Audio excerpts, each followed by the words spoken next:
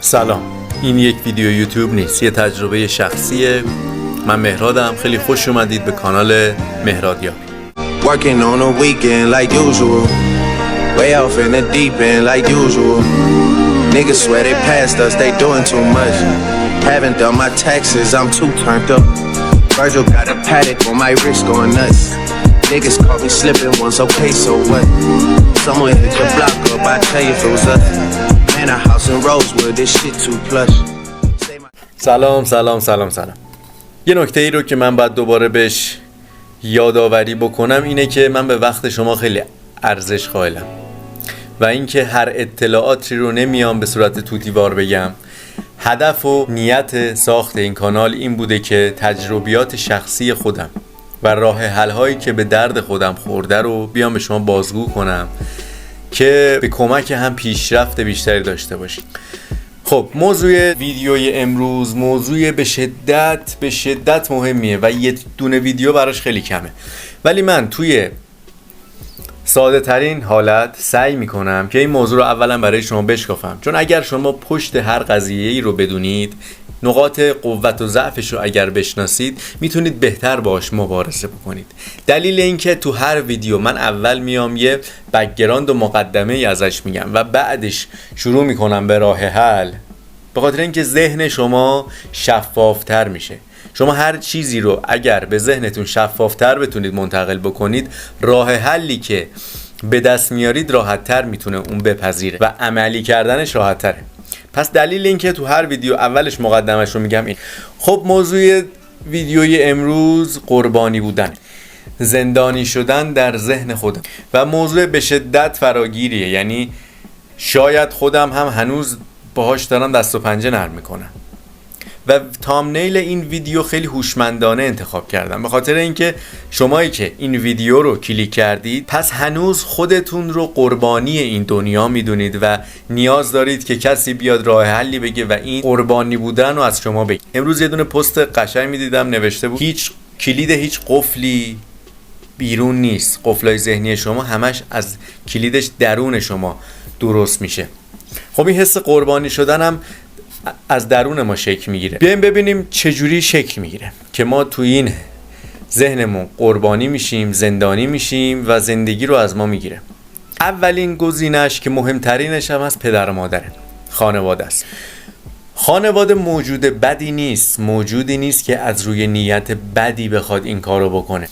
خانواده از روی حامی بودن و علاقه شدید به فرزندش میاد دست و بالش رو میگیره، ولی دست و بالش رو گرفتن به مدت طولانی و فرصت ندادن به فرزندشون برای مواجهه با شکست، برای یادگیری از این شکست ها، برای اندوختن تجربیات مختلف، برای مدیریت بحران موقع یک اتفاق ناگوار، میان از کودک حمایت میکنن.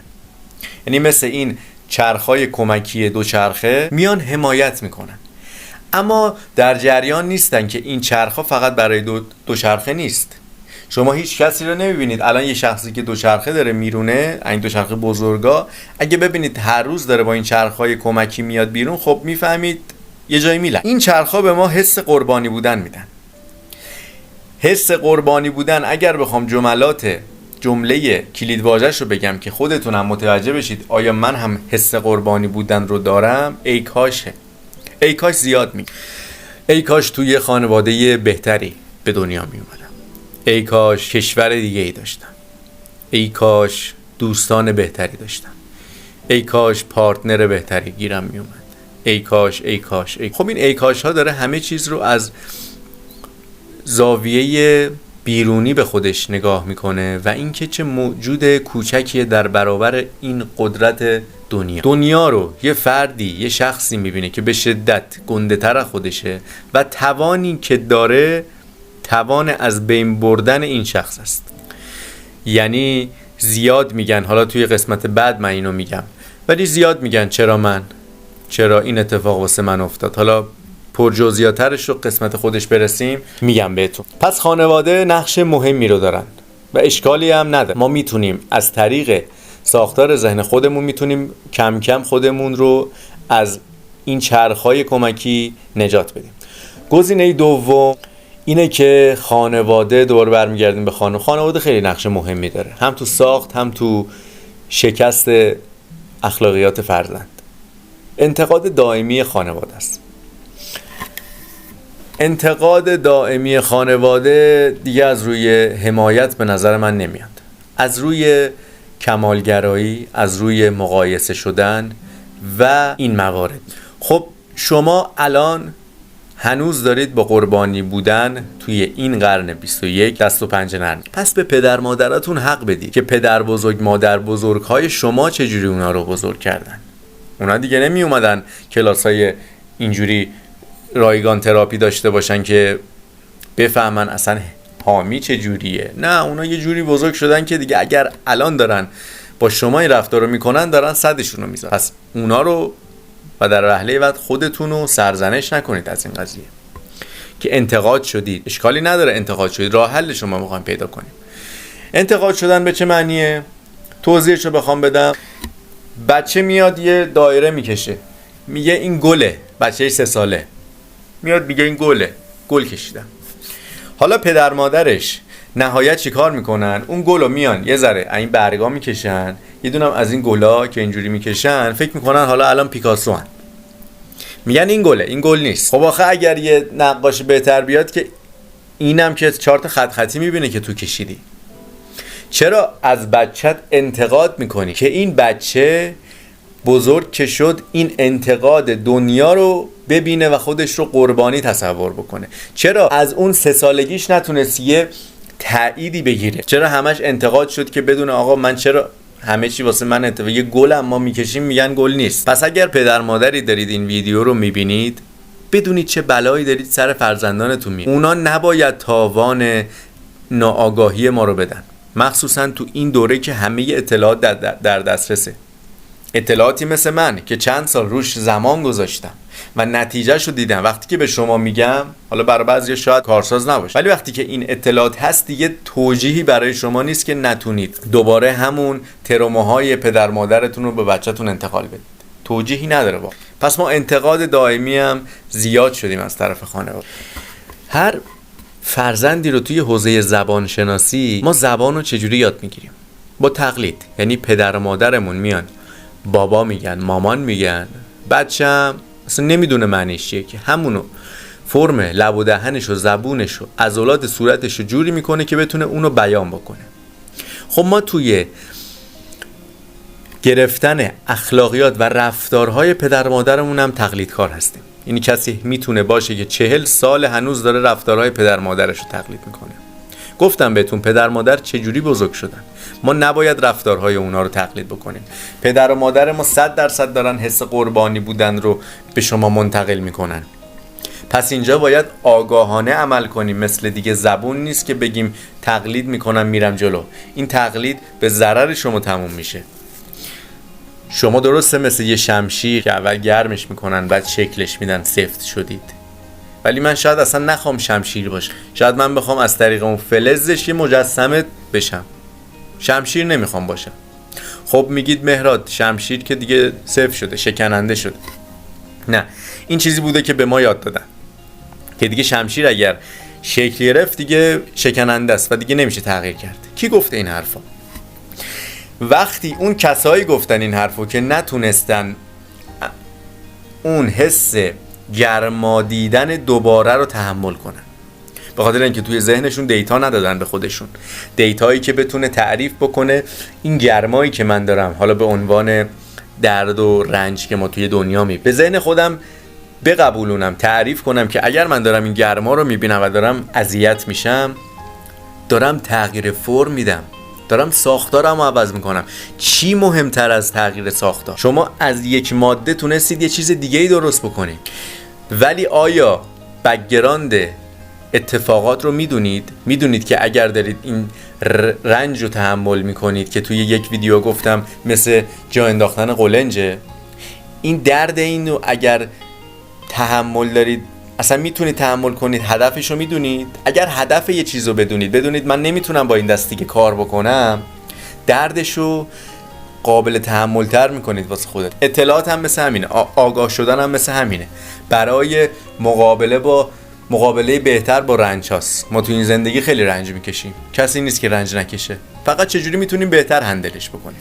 موضوع آخرم اینه که ما تحت فشارهای زیاد جامعه و حالا جامعه، اجتماع، تحصیلی، محل کار، اینا زیاده، به خاطر اینکه یه مشت قربانی داریم تو سر کله هم. میریم بیرون، مردم عصبانی رو میبینیم که اگر بدونیم چرا این اشخاص عصبانی‌اند، اونجا گفتم به صورت جزئی تر میگم، یکی از دلایل قربانی بودن اینه که مردم عصبانی‌اند. چرا عصبانی‌اند؟ به خاطر اینکه اون بنده خدا توی روز بلند میشه، چشماشو باز میکنه، با بدشانسی و بدبختی مواجه میشه. دنیا یه دونه دیگه نقشه واسش داره. در واقع دنیا همون ذهنیت خودشه، ولی واسه خودش نقشه داره. یه جا میپیچه جلوتون، داد و بیداد سرش رو از پنجره میاره بیرون. و شما باید بیارید بیرون. اگر خودتون رو مثل همون شخص میبینید، آره اصلا دیگه خودتون فکر نمیکنید، میایید بیرون رو دعوا میکنید با. ولی اگر آگاه باشید، میبینید این شخص 10 تا تجربه بد داشته تو روز، دیگه خسته شده از اینکه دنیا داره اینجوری واسش میسازه. پس یکی از نشونه‌های دیگه‌اش اینه که عصبانی هست و میگن چرا همه چی اتفاقا بده. دوستشون رو میبینن داره موفق میشه، داره خوش شانسی میاره، خودشون رو میبینن داره بدشانسی هر روز میاره. خب نمیدونن که اون دوستشون شاید از این کلیدهای ذهن جلوتر رفتن، شاید تونستن این قفلای ذهنشون رو باز بکنن. حالا راه حل چیه؟ ببینید، همه اینا رو گفتم به عنوان یه قول محل آخر. قول محل آخر خودتونید. پدر مادر رو گفتم، فامیل رو گفتم، اجتماع رو گفتم، همکار رو گفتم. خواستم به اینجا برسم که کسی که این قفس رو توی ذهن درست کرده خودتونید. یعنی توان اینو داشتید یه شخصی رو به نام مهراد درون توی ذهن خودتون حبس بکنید به کمک دیگران. یعنی افراد، خانواده اومدن این کارا رو کردن، ولی در نهایت کی اینا رو ساخته؟ خودتون. حالا اون موقع ناآگاه بودید، تقلید میکردید، ولی الان خودتون قول مرحله آخرید. پس راه حل هایی که میگم ارتباط مستقیم داره با شخص خودت. ما باید اعتبار این دیتاهای غلط رو کم بکنیم، یعنی بی اعتبارشون کنیم. طوری که مغز کار میکنه، میاد اولویت بندی های ذهن رو نگاه میکنه، میبینه هر روز شما دارید به یه چیزی توجه میکنید که همون قانون جذب میشه. شما هر روز دارید به یه چیزی توجه میکنید، پس اعتبار اون توی ذهن زیاده. اگر بخواد با مشکلی روبرو بشه، میره سراغ همون اولویت بندی ذهنش و از همون استفاده میکنه. اگر میبینه هر روز شما دارید از دید شخص قربانی با مسائلتون مواجه میشید، میگید این که صاحب منه، میگه این که صاحب منه داره اینجوری رفتار میکنه، پس منم به عنوان شخص ناخودآگاه میام همینجوری رفتار میکنم. اگر ما بیایم اعتبار این افکار رو کم بکنیم، ناخودآگاه ذهن دیگه به اون توجهی نمیکنه. دیدید شما هر روتینی میخواید بسازید، اولش سخته، چون هنوز اعتبار داره تو ذهنتون. هنوز اعتبار داره که من برم موقعی که از سر کار میام 2 ساعت توی اینستا فیلم گربه و سگ ببین. هنوز اعتبار داره، چون کاری بوده که 1 سال قبل دارم میکردم. ولی اگر عوض بکنید که سختم هست، مثل همون شمشیر است، اعتبار رو ازش میگیرید. کم کم دیگه میبینید 2 ساعت زیاده، چه خبره، بذار 1 ساعتش کنم، بذار کمترش بکنم. حالا توی حس قربانی هم از همین راه حل من استفاده کردم. اینکه تو وهله اول مسئولیت پذیر، خیلی ساده است، خیلی جمله کوتاهیه، ولی مسئولیت پذیری سخته. ما توی بچگی، اینو از یه استادی من یاد گرفتم که موقعی که 20 میشدیم میگفتیم 20 گرفتم، ولی موقعی که 10 میشدیم میگفتیم 10 داد معلممون. یعنی از همون موقع به خاطر ترسیدن از انتقادها، ترسیدن از مقایسه ها، ترسیدن از اینکه سرزنش نشن، مسئولیت چیزی رو نمیپذیریم. ولی میتونیم با انجام کارهای کوچیک این مسئولیت پذیری رو شروع کنیم. نمیخوایم بریم مسئولیت یک زندگی رو بپذیریم که هم پارتنرمون رو بیچاره بکنیم، هم خودمون رو، هم بچه‌مون، ولی میتونیم مسئولیت کارهای سبک رو بپذیریم. اگر من دارم میام خونم 1 هفته از شلوغه، بپذیرم، خودم رو سرزنش نکنم، پدر مادرم رو سرزنش نکنم که این اتفاق، من اگه دارم اینجوری زندگی میکنم به خاطر اینکه اونا اونجوری زندگی کردن. اوکی، مسئولیتشو بگیم من پذیرفتم، من کردم. آقا انقدر وجودشو دارم بگم من کردم این کارو. من مسئولیت بی‌نظم بودنم، من مسئولیت اینم که برنامه ندارم، من مسئولیت اینم که هدف ندارم تو زندگیم، من مسئول اینم که خودم رو دوست ندارم تو زندگیم، من مسئول کسیم که این زندان رو توی سرم ساخته. وقتی شما مسئولیت بپذیرید، مسئولیت کارهای کوچیک، من مسئول اینم که نمیتونم یه غذای خوب درست کنم، بلد نیستم، نه اینکه مادرم غذا درست نمیکرد همش غذا بیرون میگه، از اونها جدا بکنید، منبع تغذیه‌تون نشه اون، خودتون مسئولیت پذیر باشید.